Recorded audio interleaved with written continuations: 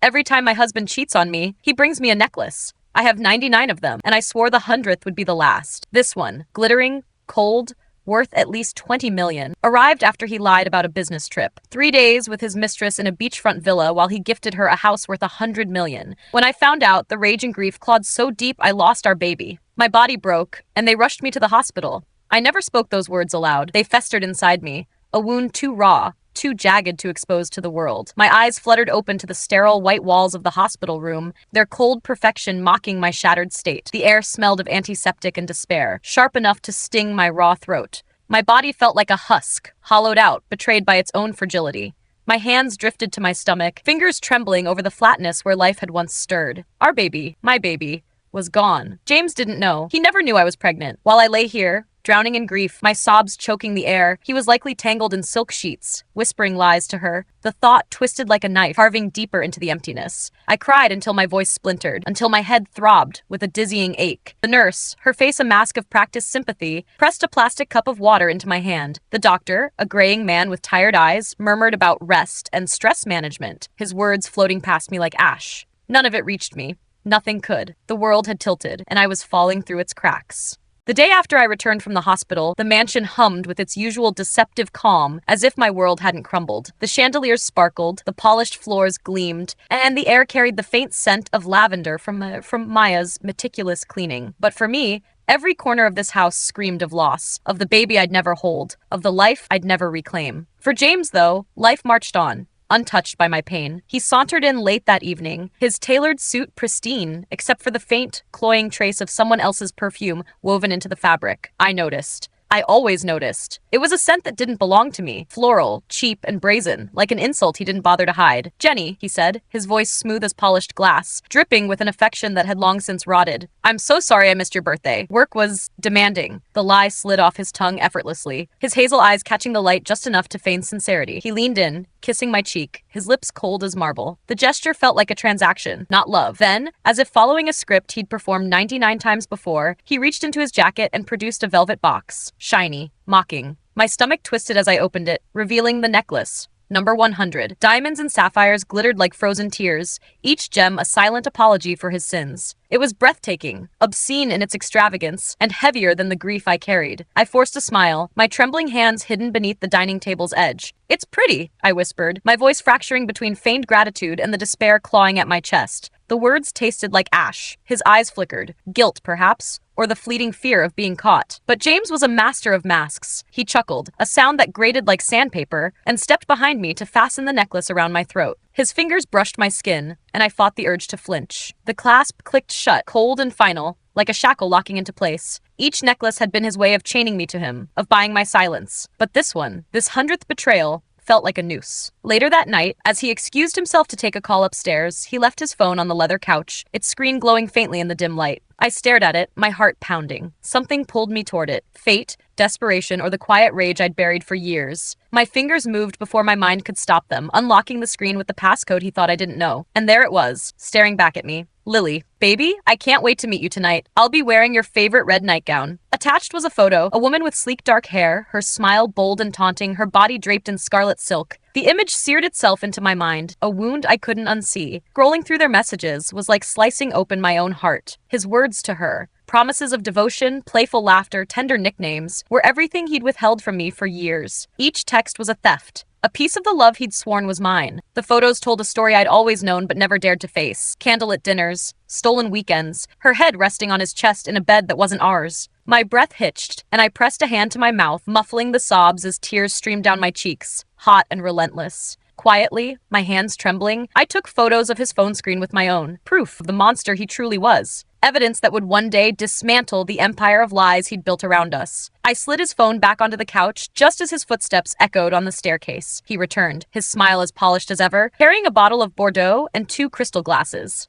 "To us," he said, pouring the wine with a flourish, as if we were still the couple in the framed photos lining the walls, as if nothing was wrong. I raised my glass, the liquid burning my throat like acid, but my heart was colder, harder than ever before. I drank deeply, letting the bitterness mirror the resolve forming inside me. That night, lying beside him in the bed we once called ours, I stared at the ceiling, its intricate molding blurring through unshed tears. James slept soundly, his breathing even, oblivious to the storm raging in my chest. Fingers brushed the necklace still around my throat, its weight a reminder of every betrayal. In the silence, I counted down the hours, the days, until I could act. Because this time, James, I would not break. This time, I would leave you in ruins. I couldn't stay locked in that mansion another night. Its walls had become a prison, each corner whispering memories of a love that had rotted into betrayal. The air felt thick with James's lies. The chandelier's sparkle a cruel mockery of the life I'd once believed in. I needed out. Needed to breathe, to feel something other than grief. So, for the first time in months, I painted my lips crimson, the color of defiance, and slipped into a black dress that clung to me like forgotten confidence. My best friend Tara didn't ask questions. She just grabbed my hand, her infectious energy pulling me toward the only place where the music could drown out my thoughts. Our old haunt, Neon Pulse. A club pulsing with life and chaos. The bass thrummed through my chest like a second heartbeat. The strobe lights flashing in wild, disorienting patterns. Bodies swayed around me, a blur of sweat and laughter, but none of it touched the ache inside me, the hollow where my baby had been, the weight of James's 100th betrayal. I danced, swayed, and poured drink after drink down my throat, as if vodka could wash away the bloodstains of my grief. The burn of alcohol was sharp, but it couldn't melt the ice in my heart. Tara leaned close, her dark curls brushing my shoulder, her hazel eyes sharp with worry. "Jenny, you okay? You're scaring me a little." Her voice barely cut through the music's roar. I forced a laugh, the sound brittle and unconvincing. "I'm fine, Tara. Just let me dance." I spun away, letting the rhythm swallow me, desperate to outrun the pain. I danced until my heels ached, until my head spun, until I thought, maybe, just maybe, I could forget. The crowd became a blur, their faces meaningless, their laughter a distant echo. For a fleeting moment, I was free. But fate is cruel. Across the club, I felt his eyes before I saw him. A prickle of dread crawled up my spine, and then I spotted him. James, my husband, my betrayer, standing by the bar, his hand resting possessively on Lily's waist, her red dress screaming against the dim lights. She leaned into him, her laughter bright and careless, as if she owned him, as if I didn't exist. My breath caught, but I didn't stop dancing. If he could flaunt his mistress in public, parade her like a trophy, then he could damn well watch me move like I didn't belong to him anymore. I threw myself into the music, my hips swaying, my arms raised, defiance burning hotter than the alcohol in my veins. Let him see me. Let him see the woman he'd tried to break. But James didn't just watch, he stormed. His hand clamped around my arm, firm and unyielding, yanking me from the dance floor. "What the hell are you doing here, Jenny?" His voice was a blade, sharp enough to slice through the pounding music. His eyes blazed with fury, but beneath it, I saw something else. Control slipping, a crack in his perfect facade. The crowd blurred around us as he dragged me toward the exit, ignoring my protests, ignoring the curious stares that followed. I stumbled in my heels, the alcohol making my limbs heavy, but my anger kept me upright. Outside, the cool night air slapped my face, sobering me just enough to feel the sting of his grip. "Why do you care?" I slurred, wrenching my arm free as we reached the alley beside the club. My voice broke, raw with pain. "Go back to her. Go back to your mistress." His jaw tightened, a muscle twitching as he loomed over me, his cologne laced with that same floral scent I'd smelled before. "You're my wife," he hissed, as if that word still held any weight. "You don't get to embarrass me like this." The drive home was suffocating, the silence between us thicker than the leather seats of his Bentley. His knuckles were white against the steering wheel, his rage a living thing in the air. I stared out the window, city lights streaking past like tears I refused to shed. When we reached the mansion, I collapsed onto the velvet couch, the room spinning around me. James paced, his anger simmering like oil ready to ignite. "Do you have any idea how humiliating it is to see my wife, dancing like some?" He stopped himself, but the unspoken word hung between us, sharp and ugly. I laughed, a bitter, jagged sound that scraped my throat. "Humiliating? You think that's humiliating, James?" I pushed myself up, swaying slightly, my voice rising with a fury I'd kept caged too long. "Try losing your child while you're out playing house with another woman. Try waking up in a hospital bed, alone, because you were too busy buying her a mansion." His head snapped toward me, confusion flickering in his hazel eyes, but I turned away, my chest heaving. I wasn't ready to give him that truth. Not yet. Not until it could hurt him the way he'd hurt me. He yelled, his voice a storm of accusations and justifications, but I barely heard him.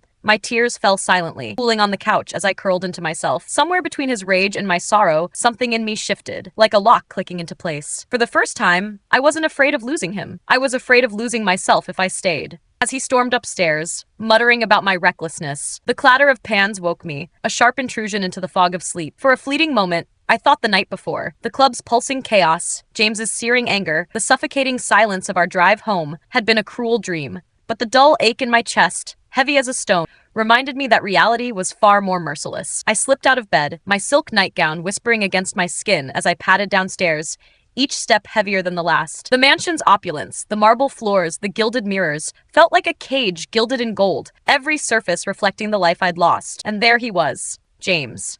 The man who'd shattered me beyond repair. Standing in the kitchen like a devoted husband, his sleeves rolled up, stirring a pot of mushroom soup. The rich, earthy aroma filled the air, a cruel echo of our newlywed days when he'd made this same dish, his laughter warm and his promises unbroken. Now, it was just another act in his endless performance. He looked up, his hazel eyes catching the morning light, and smiled as if we weren't drowning in lies. "Good morning, love. Sit down. I made your favorite." His voice was smooth, practiced, a velvet glove over a fist of deceit. I sat across from him at the glass dining table, my face a mask of quiet calm, though my hands clenched into fists beneath the table, nails biting into my palms.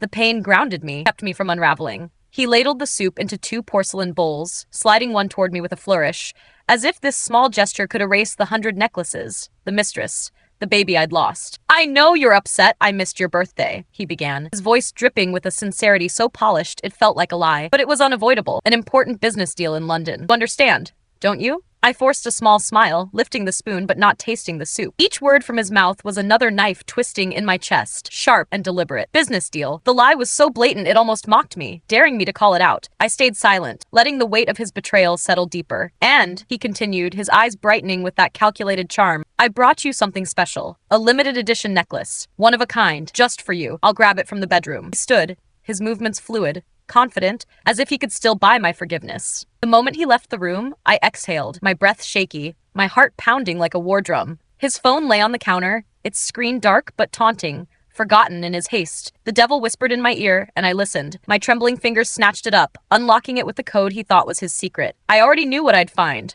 but the confirmation still gutted me. "Lily, baby, last night was perfect. I can't wait for tonight. I'll wear the red nightgown again for you." Attached was another photo, her in that scarlet silk, her smile bold and possessive, a dagger aimed straight at my heart. The messages stretched on, each one a fresh wound. His promises to her, his laughter, the life he built with her while I mourned alone. My throat burned with silent sobs, my vision blurring as I took photos of every damning word, every image, storing them in my phone like evidence for a trial I hadn't yet named. Each snapshot was a brick in the wall I was building, a wall that would one day bury him. Footsteps approached, sharp and quick. I slid the phone back onto the counter, my heart racing, just as James re-entered with the velvet box in hand. His gaze flickered to his phone, and I saw it, fleeting crack in his polished facade, the faintest tightening of his jaw. He knew I'd touched it. He knew I knew. But he buried it beneath a smile, kneeling before me like a knight swearing fealty. James kissed my forehead that afternoon, his lips cool and perfunctory, a ritual stripped of meaning. He wore the same tailored navy suit he always chose for his urgent business, the fabric crisp as if it could hide the lies stitched into its seams. The faint scent of his cologne, cedarwood laced with that floral taint of her, clung to him, a silent confession he didn't know I'd already heard. "I'll be late tonight," he said smoothly, straightening his tie with a practiced flick. "Don't wait up, Jenny." His hazel eyes met mine, offering a smile that might have once melted my heart, but now only hardened it. I nodded, my lips curving into a faint, obedient smile, playing the role of the devoted wife one last time. Of course, work comes first. The words tasted like bile, but I held his gaze, letting him believe I was still his to fool. He leaned down, brushing his lips against mine, a fleeting, hollow gesture, before striding out the door. The roar of his Bentley's engine faded into the distance, and my chest tightened, not with grief, but with purpose. I didn't cry. I didn't rage. Instead, I walked to the gilded mirror in the foyer, my reflection staring back at me, pale, resolute, a woman ready to unearth the truth. I wiped the smudge of his kiss from my lips, painted them crimson, and pulled on a dark coat, because today, I wasn't going to sit in the shadows, wondering. Today, I was going to follow. I drove slowly, my sedan a ghost trailing his sleek car through the city's pulse. At first, his route was familiar, downtown where his office loomed like a monument to his lies. But then he veered into a quieter district, where manicured lawns and gated estates whispered wealth. My heart thudded, a drumbeat of dread, as his car slowed before a gleaming white villa, its modern glass facade glittering under the afternoon sun. My stomach twisted. I recognized it from his hushed phone calls, the ones he thought I couldn't hear. The house, the one worth $100 million, a gift. For her. Through the villa's massive open window, I saw them, James and Lily, my husband and his mistress. She was draped across him in that crimson nightgown from the photos, her dark hair spilling over his shoulder, her hands tangled in his hair as his mouth claimed hers. His suit jacket lay crumpled on the floor, his laughter, a sound I hadn't heard in years, ringing through the open space like a taunt. My world tilted, the air sucked from my lungs. I pressed a hand to my chest, as if I could hold the shards of my heart together. Tears blurred my vision, hot and relentless, but I forced myself to look, to see, to burn the image into my soul. Because only by facing the truth could I finally let go. He hadn't just betrayed me, he had replaced me. My breath shook as I stumbled back to my car, my legs unsteady, my body trembling with a cocktail of rage and grief, but my mind was clear, sharp as a blade. It was over. Back in the mansion, the silence felt like a tomb. Every corner whispered memories of a love I'd poured out so freely, so desperately, only to have it spat upon. The walls I'd adorned with hope, the dining table I'd set with love, the bed I'd warmed with my body. It was all a mockery now. I collapsed onto the floor of our bedroom, surrounded by the velvet boxes of his 99 necklaces, each one a glittering lie. My fingers brushed the first one, a simple sapphire pendant he'd given me years ago with a whispered promise of forever. My lips quivered, tears soaking the velvet as I clutched it, the weight of my naivety crushing me. If I had been brave enough back then, I wouldn't be bleeding now. Maya found me there, her soft footsteps pausing at the door. "Miss Jenny," she said, her Caribbean accent thick with concern as she knelt beside me. "You can't keep doing this to yourself." Her hand rested on my shoulder, warm and steady, and she glanced at the mahogany table in the hall where the cream envelope still sat, unopened. "That letter, it's still there. I don't know who left it, but it's waiting for you." I nodded, wiping my tears, but I couldn't face the letter yet, not when my heart was still raw from what I'd seen. Instead, I picked up my phone, my fingers steady despite the storm inside me, and dialed Claire, my lawyer, her number a lifeline I'd buried for too long. "Make it fast," I said, my voice firm, cutting through the silence of the room. "I want the divorce papers ready by the end of the week. And Claire, make them airtight. I want everything." Because James didn't know it yet, but the necklace he'd fastened around my neck yesterday wasn't a gift. It was my last chain, and today I had chosen myself.